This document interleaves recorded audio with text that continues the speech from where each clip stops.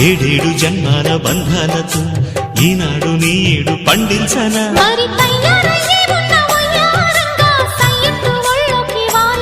చూసుకొచ్చానమ్మా చూడు ఉత్సాహంగా చిన్నారి వన్నెల్ని ఏలంగా ప్రతిక్షణం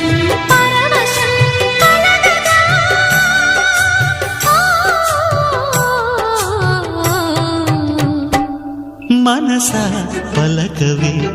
మధుమాసపు కోయిలవై చెలివే తెలుపవే చిగురాశల గీతికవై